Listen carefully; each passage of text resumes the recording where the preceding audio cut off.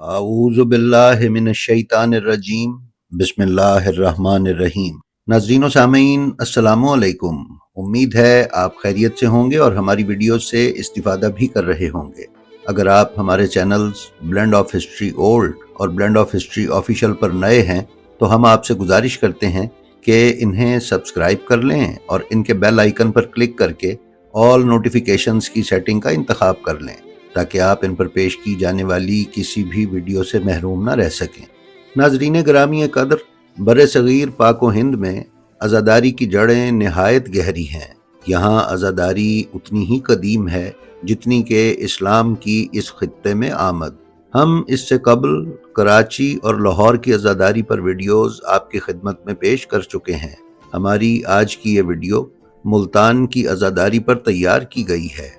ناظرین، کتاب ملتان کے قدیم امام باڑے اور مجلس عزا کی روایت میں اجمل مہار ابن اکبر نے یحییٰ امجد کی کتاب تاریخ پاکستان وسطی دور کے حوالے سے لکھا ہے کہ آج بھی ملتان میں اہل تشیع کی آبادی بہت زیادہ ہے، جن میں اسماعیلی شیعہ بھی کافی تعداد میں ہیں۔ ملتان کا مذہبی کلچر نمایاں طور پر شیعہ مزاج ہے۔ مثلاً پاکستان میں 10 محرم کو جس شہر میں سب سے زیادہ تعزیے نکلتے ہیں وہ ملتان ہے، اور سب سے خوبصورت تعزیے بھی اسی شہر کے ہوتے ہیں۔ ایک نہایت دلچسپ بات یہ ہے کہ پورے پنجاب میں مرثیہ کہیں بھی پڑھا جائے وہ زیادہ تر سرائکی زبان میں ہوگا۔ اکثر پنجابی زبان میں قصیدہ یا سوز و مرثیہ نہیں پڑھا جاتا، چاہے وہ لاہور کی ہی کوئی مجلس کیوں نہ ہو۔ اکثر ذاکرین بھی آپ کو سرائکی زبان میں ذاکری کرتے نظر آئیں گے۔ یہ ثقافتی مظہر بڑی پرانی جڑیں رکھتا ہے اور یہی وجہ ہے کہ ملتان کو پنجاب کا لکھنؤ کہتے ہیں۔ بر صغیر پاک و ہند میں آج تک 2 شہر تشیع کے مرکز سمجھے جاتے ہیں، ایک لکھنؤ اور دوسرا ملتان۔ لکھنؤ کے شیعہ علماء اکثر و بیشتر ملتان آتے رہے اور قیام پاکستان سے پہلے کے ذاکرین کو لکھنؤ بلایا جاتا تھا۔ ناظرین، اکثر مورخین کے مطابق ملتان سندھ کی حکومت کا ایک حصہ تھا، جو کہ واضح طور پر محمد بن قاسم کی سندھ میں آمد تک سندھ کی عملداری میں رہا، لیکن محمد بن قاسم کی آمد کے بعد سندھ ایک علیحدہ ریاست و سلطنت کے طور پر ابھر کر تاریخ کے افق پر نمودار ہوا۔ لیکن ابو ظفر ندوی نے تاریخ سندھ میں لکھا ہے کہ معلوم ہوتا ہے کہ ملتان کی حکومت ابتدا سے ہی الگ رہی۔ محمد بن قاسم کے بعد 111 ہجری میں اس کا تعلق زیریں سندھ سے منقطع ہو گیا۔ محمود بریلوی نے کتاب تاریخ سندھ میں بیان کیا ہے کہ 9ویں صدی عیسوی کے اواخر اور 10ویں صدی کے شروع میں جب خلفائے اسلام کی طاقت و اثر زوال پذیر ہوئے تو سندھ کو چند مقامی سرداروں نے آپس میں تقسیم کر دیا اور خود مختار بن بیٹھے، مگر انہوں نے خلافت عباسیہ کی اطاعت قبول کی۔ 871 عیسوی کے چند سال بعد سندھ میں ملتان اور منصورہ کے مقامات پر 2 اسلامی سلطنتیں قائم ہوئیں، جن کی طاقت و زرخیزی کی شہرت دور دور تک تھی۔ ملتان اور منصورہ کے فرما روا اپنے اپنے مقام پر آزاد تھے۔ ناظرین، اکثر ملتان میں شیعت کی ابتدا کو اسماعیلی تحریک کے ساتھ جوڑا جاتا ہے، جو کہ قطعاً غلط ہے۔ سندھ کی سرائکی بیلٹ میں، جو کہ اب ملتان، بہاولپور اور دیگر ضلعوں پر مشتمل ہے، آباد جاٹ قبائل کی رسول اکرم صلی اللہ علیہ وآلہ وسلم کے دور سے پہلے ہی تجارت کے سلسلے میں خطہ عرب تک رسائی تھی۔ حضرت علی علیہ السلام کے دور میں پنجاب اور سندھ کی سرائکی پٹی کے جاٹ کوفہ میں مقیم تھے۔ تاریخ کا جائزہ لیا جائے تو معلوم ہوتا ہے کہ جنگ جمل تک میں حضرت علی علیہ السلام کی فوج کا ایک دستہ جاٹ جنگجوؤں پر مشتمل تھا۔ ناظرین، محمد اسحاق بھٹی کی کتاب بر صغیر میں اسلام کے اولین نقوش کے مطابق حضرت محمد بن حنفیہ کی والدہ خولہ حنفیہ، جو حضرت علی علیہ السلام کی زوجہ تھیں، کا تعلق بھی اسی جاٹ قبیلے سے تھا، لہٰذا سندھ اور ملتان میں شیعت حضرت علی علیہ السلام کے دور میں پہنچ چکی تھی۔ کچھ مورخین قدیم خراسان میں ملتان حتیٰ کہ کشمیر کو بھی شامل کرتے ہیں، اور یہ امر مسلمہ ہے کہ خراسان میں شیعت امام علی علیہ السلام کے دور خلافت میں نہایت تیزی سے پھیلی۔ حضرت علی علیہ السلام کے دور سے لے کر محمد بن قاسم کے ملتان کو سندھ سے علیحدہ کرنے تک ملتان سندھ کی عملداری میں ہی تھا۔ اگر آپ سندھی اور سرائیکی زبانوں پر غور کریں تو معلوم ہوگا کہ یہ دونوں زبانیں لب و لہجے اور الفاظ کے لحاظ سے کچھ حد تک ایک دوسرے کے قریب ہیں۔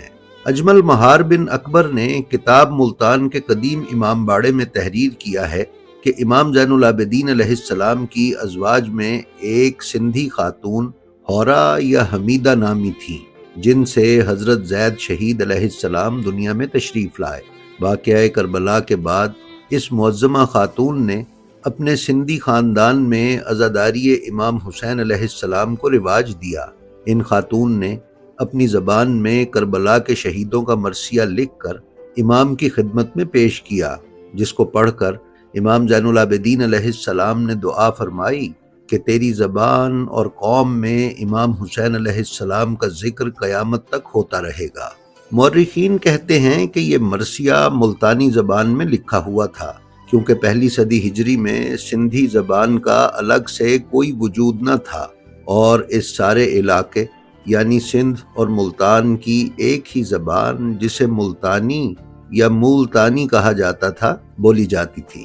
دلشاد کلانچوی نے اپنی کتاب سرائیکی زبان تے ادب میں تحریر کیا ہے کہ امام محمد باقر علیہ السلام کے زمانے میں ملتان میں شیعہ کافی تعداد میں موجود تھے، لہٰذا کہا جا سکتا ہے کہ واقعہ کربلا کی اطلاع ملتان میں پہنچنے کے بعد سے یہاں عزاداری کسی نہ کسی شکل میں ہوتی رہی ہے۔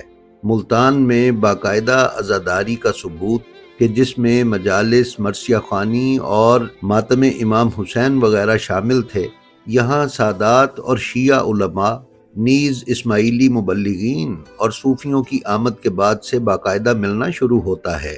اجمل مہار بن اکبر نے اپنی کتاب ملتان کے قدیم امام باڑے کے 5ویں باب میں صفحہ 34 پر بیان کیا ہے کہ وادی سندھ میں صوفیاء کرام اور اہل سادات کے ذریعے سے جس قدر اسلام کی اشاعت ہوئی، وہ مسلمان حکمران اور امراء سے بھی نہ ہو سکی۔ ملتان کے تاریخ ساز خانوادوں میں سادات بخاری، حسنی الحسینی، گیلانی، مشہدی، نقوی، موسوی، رضوی، عسکری اور گردیزی ہیں، جبکہ علوی شیعوں میں ہاشمی، علوی اور اسدی خاندان ملتان میں آ کر آباد ہوئے۔ شاہ یوسف گردیز، شاہ شمس سبزواری، جلال الدین سرخ بخاری، سید شیر شاہ، مخدوم جہانیہ جہاں گشت اور سید راجو کتال وغیرہ ملتان اور اچ شریف کی بلند پایہ ہستیاں گزری ہیں۔ ان بزرگان دین کی ایک بہت بڑی تعداد شیعہ اثنا عشری مکتب کے پابند تھے۔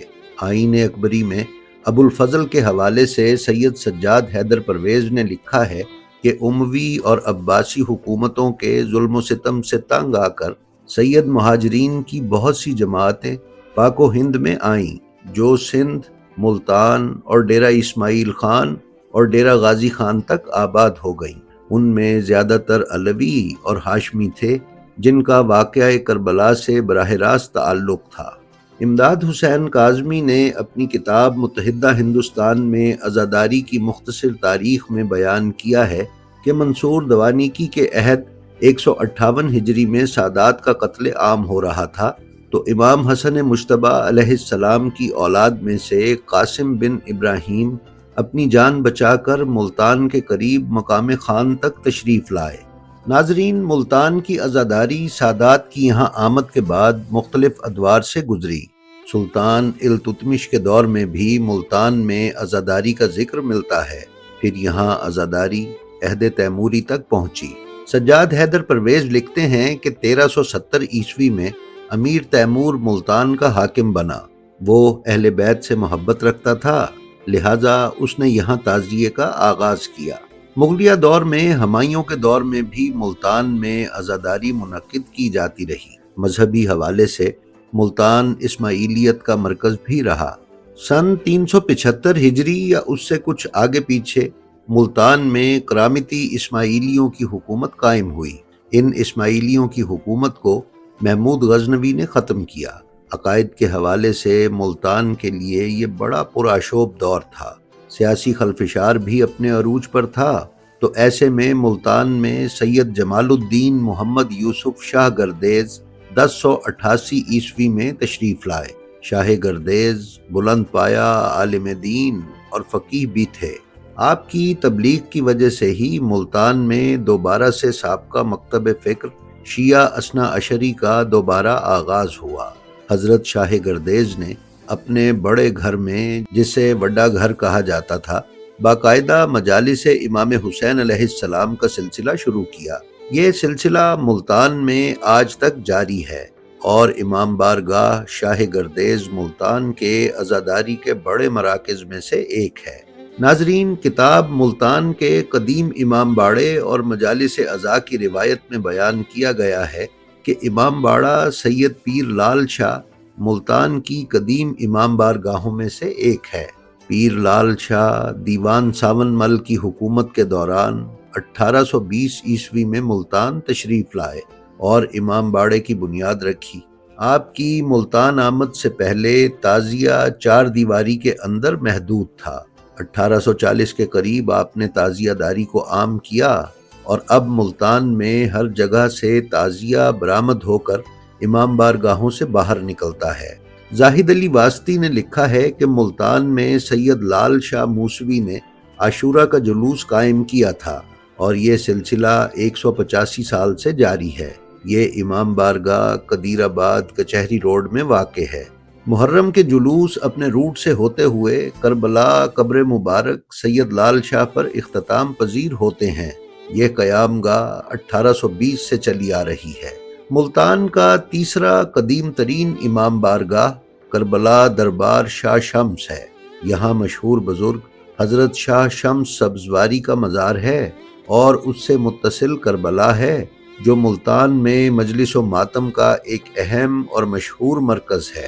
یہ امام بارگاہ تقریباً 400 سال پہلے کا بیان کیا جاتا ہے اور یہ بیرون دولت گیٹ حضرت شاہ شمس کے دربار کے ساتھ واقع ہے۔ محرم کے بہت سے جلوس یہیں آ کر اختتام پذیر ہوتے ہیں۔ اسی طرح امام باڑہ ناصر آباد جھک اندرون پاک گیٹ کے متعلق بھی بیان کیا جاتا ہے کہ یہ 500 سال پرانا امام بارگاہ ہے۔ اس امام بارگاہ کا سب سے پہلا جلوس کا لائسنس انگریز کے دور حکومت میں حاصل کیا گیا۔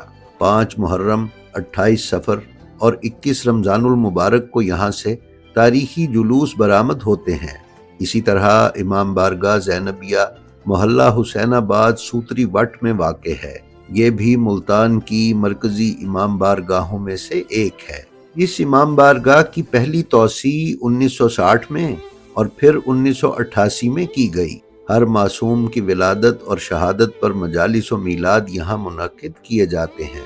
ناظرین، ملتان کی بڑی امام بارگاہوں میں سے ایک امام باڑہ پیر اللہ بخش شاہ والا محلہ امن آباد پل سوتری وٹ پر واقع ہے۔ یہ امام بارگاہ تقریباً 100 سال پرانی ہے۔ محرم کی 7، 9 اور 10 تاریخ کو جلوس عزاداری یہاں سے برآمد کیے جاتے ہیں۔ 10 محرم کا جلوس شیعہ میانی کربلا پر اختتام پذیر ہوتا ہے۔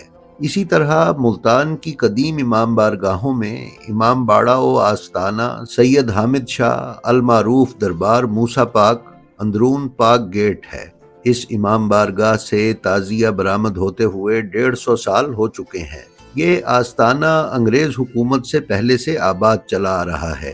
یہاں سے 8 اور 10 محرم کے مخصوص جلوس اور تعزیے برآمد ہوتے ہیں۔ ملتان کی ایک اور 100 سال سے زائد پرانی امام بارگاہ امام باڑہ حیدریہ کمیٹی ہے۔ اس امام باڑے کا قیام 1 جنوری 1910 کو عمل میں لایا گیا۔ یہاں سے 7 اور 8 محرم کو مہندی اور علم کے جلوس نکالے جاتے ہیں، جبکہ 10 محرم کی رات تعزیے کی شبیہ برآمد کی جاتی ہے۔ اسی طرح سال 1930 میں تعمیر کیا گیا ایک اور امام باڑہ کاشانہ شبیر لال کرتی ہے۔ یہ 1930 میں تعمیر کیا گیا۔ یہ امام بارگاہ رقبے میں قدرے چھوٹا ہے اور صرف 2.5 مرلے رقبے پر تعمیر کیا گیا ہے۔ اسی طرح ملتان کی قدیم امام بارگاہوں میں امام باڑہ جواد محل المعروف امام باڑہ جوادیہ ہے۔ جو کہ دہلی گیٹ کے محلہ جوادیہ میں واقع ہے۔ اس امام بارگاہ کے لیے زمین 1917 کو وقف کی گئی۔ 5 اور 10 محرم اور 20 صفر کو یہاں سے تاریخی جلوس برآمد ہوتے ہیں۔ ملتان کی پرانی امام بارگاہوں میں امام باڑہ سید امیر علی شاہ محلہ تھلہ سادات بیرون دہلی گیٹ ہے۔ 100 سال پہلے اس امام بارگاہ کی بنیاد رکھی گئی۔ یہاں سے الحمدللہ سیج اور تعزیے وغیرہ کے جلوس برآمد ہوتے ہیں۔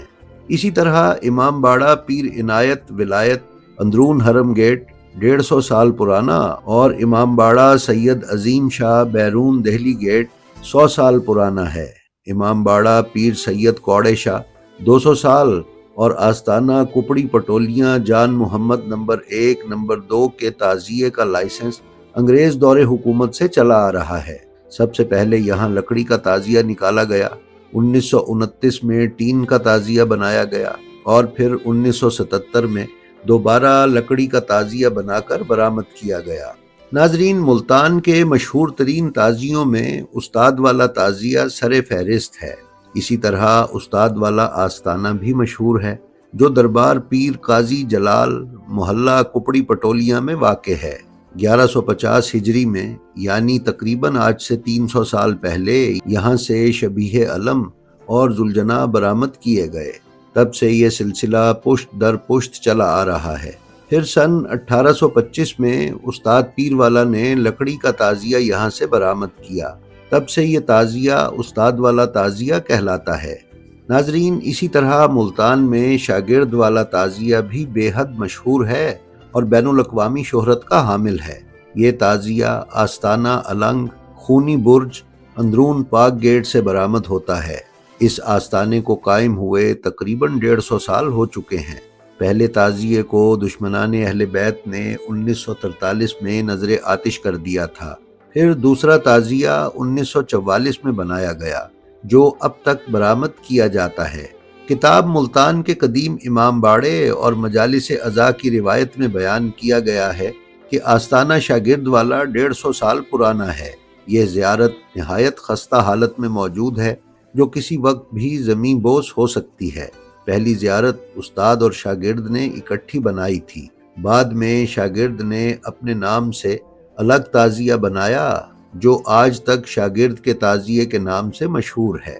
ناظرین، اسی طرح ملتان کی قدیم امام بارگاہوں میں امام بارگاہ حسینی آستانہ حاجی والا 200 سال پرانا، امام باڑہ یادگار حسینی مولوی اختر حسین 200 سال، امام باڑہ اللہ داد والا المشہور ابو الفضل العباس 100 سال پرانا، امام باڑہ درخان والا 100 سال پرانا، امام باڑہ آستانہ سلطان والا 150 سال، آستانہ کمان گراں 150 سال، امام باڑہ ہیرا حیدری 200 سال، امام باڑہ لودھی پور والا انگریز دور سے اور امام باڑہ مومن شاہ والا المعروف وڈا تھلہ انگریز دور سے قائم چلے آ رہے ہیں۔ اور مرکزی امام باڑہ و کربلا بہت قدیمی امام بارگاہ بیان کیا جاتا ہے۔ ناظرین، ملتان میں دیگر کئی چھوٹے بڑے امام بارگاہ ہیں جن کا تذکرہ ویڈیو میں طوالت کا باعث ہوگا۔